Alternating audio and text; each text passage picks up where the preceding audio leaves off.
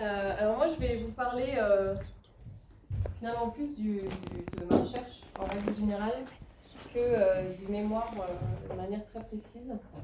Parce que finalement, le mémoire, il s'inscrit dans une recherche assez globale que j'ai entrepris depuis un peu plus d'un an maintenant.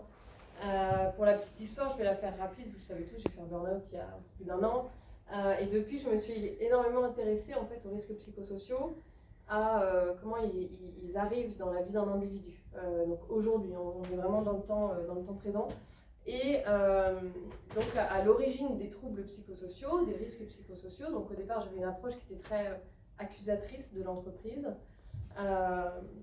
Et finalement, de plus en plus, j'ai pris du recul pour m'intéresser énormément aux impacts de la société sur l'individu, la société dans laquelle on se trouve, et à l'héritage finalement de comment la société s'est construite aujourd'hui et quel impact tout ça, ça peut avoir sur les risques psychosociaux. Donc je vais vous parler un petit peu de tout ça. La première chose que je voudrais vous partager, c'est une découverte que j'ai faite. Je ne sais pas si vous le savez, le salariat, la condition de salarié, ça existe depuis à peu près 300 ans. Ça existe depuis le XVIIIe siècle. Avant, ça n'existait pas. Donc, depuis 300 ans, en fait, les organisations, les entreprises se sont organisées progressivement pour devenir de plus en plus performantes.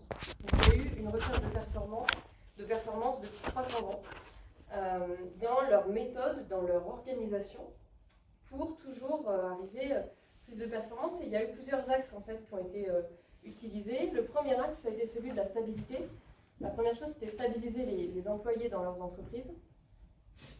Parce que les employés, ils étaient souvent à côté agriculteurs, etc. Donc il y avait des périodes où ils ne venaient pas travailler tout simplement. Donc il a fallu premièrement les stabiliser dans l'entreprise, améliorer leurs conditions de travail pour pouvoir améliorer, finalement stabiliser la qualité de ce qui était produit. Et le deuxième axe, ça a été après la production en masse avec des investissements lourds. On a eu la révolution industrielle qui a permis des investissements lourds en termes de matériel pour produire en plus grosse quantité.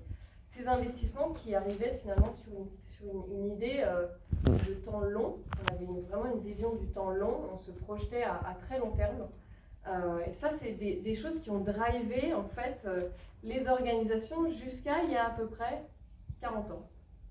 Et depuis 40 ans, ce qui est assez frappant, c'est qu'on est rentré dans une nouvelle ère au niveau économique et une nouvelle ère au niveau du monde du travail qui rend obsolète totalement toutes les organisations du travail qui ont été proposées dans le passé, toutes les méthodes qui ont été utilisées dans le passé. Aujourd'hui, c'est absolument plus applicable.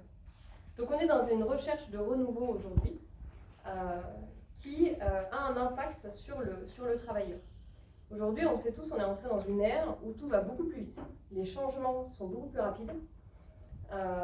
Il est absolument impossible aujourd'hui pour une entreprise de voir sa stratégie d'entreprise à 15 ans ou à 20 ans. Ce qui était le cas avant très facilement. Aujourd'hui, on est sur des stratégies d'entreprise qui sont à 5 ans, voire même à 3 ans. Il n'y a aucun marché aujourd'hui qui peut être certain de ne pas être complètement transformé dans un an. Un acteur peut arriver et chambouler complètement un marché. Donc ça, c'est extrêmement intéressant. On a du coup des nouveaux enjeux qui sont apparus, qui sont la rapidité de développement des produits, le time to market, comme on appelle ça. Et on va à l'encontre de ces modèles qui cherchaient la performance dans la stabilité, en fait. On n'est plus dans une recherche de stabilité, on est dans une recherche d'agilité, de mouvement en permanence. Et ce qui est fascinant, en fait, c'est que les troubles psychosociaux, ils sont complètement symptomatiques de cette société-là. Ils sont complètement symptomatiques de la société dans laquelle on évolue aujourd'hui, qui se retrouve finalement en tension entre les anciens modèles et les nouveaux besoins de l'économie dans laquelle on se trouve. La vitesse d'évolution de l'économie, ça crée une instabilité et une insécurité pour les travailleurs, qui est évidente. Aujourd'hui, aucun d'entre nous ne peut savoir s'il fera le même boulot dans 10 ans, ni même si son job existera toujours dans 10 ans. Ensuite, quand on superpose avec l'héritage finalement des modèles de travail d'avant, on cherchait la stabilité, mais on cherchait surtout la performance. On avait une forte exigence envers les tâches qui étaient confiées aux salariés, donc envers le salarié pour qu'il exécute ses tâches. C'est ce qui garantissait que la machine globale pouvait fonctionner. Et aujourd'hui, ces exigences sont encore là, mais on n'a plus le temps. On n'a plus le temps de rien faire en fait. Tout va trop vite, on est assailli par les informations et on n'a plus le temps, les salariés n'ont plus le temps de faire la même chose. Et il y a un autre facteur aussi qui pour moi est extrêmement important et qu'il faut considérer, c'est que depuis les années 60, il y a une arrivée massive des femmes dans le monde du travail, qu'il ne faut surtout pas laisser de côté parce que ça a transformé complètement la société. Avant, il faut considérer que le travailleur, c'est l'homme. 100% de sa vie, c'est son travail. La femme, elle est à la maison. 100% de sa vie, c'est ce qu'on appelle aujourd'hui la vie personnelle. Les responsabilités familiales, les enfants, etc. Aujourd'hui, on a du coup au minimum 50% des travailleurs, je dis bien au minimum parce qu'on va considérer que les femmes, qui ont donc un travail et une vie personnelle, qui donc doivent gérer les deux, elles ne peuvent pas dévouer 200% de leur temps à tout ça, donc forcément, ça a un impact sur l'organisation de la vie, la place que prend le travail dans la vie de tous les jours, le temps que la personne peut y accorder, et là je parle uniquement des femmes, mais en fait on voit qu'au niveau de la société, c'est une transformation globale, donc l'ensemble des travailleurs sont touchés par ça, et doivent finalement revoir la place que le travail prend dans leur vie. Ça impacte également les employeurs parce que les employeurs ne peuvent plus considérer que la vie personnelle elle est en dehors du travail. C'est pas possible. Il y a trop d'adhésion, d'adhérence entre les deux. Donc finalement, on se retrouve dans un contexte, nous travailleurs d'aujourd'hui, qui est complètement en tension entre un héritage du passé et des besoins et une société pour laquelle on a vraiment une injonction de fonctionner différemment. Si je prends mon cas à moi, je suis un héritage parfait du passé, c'est-à-dire que moi j'ai appris quand on est malade, on va quand même à l'école. Voilà. T'as un rhume, tu vas à l'école. T'as mal à la tête, prends un Doliprane, tu vas à l'école. On m'a appris à travailler beaucoup. C'est-à-dire que moi, mon standard de travail, c'était de 8h à 20h.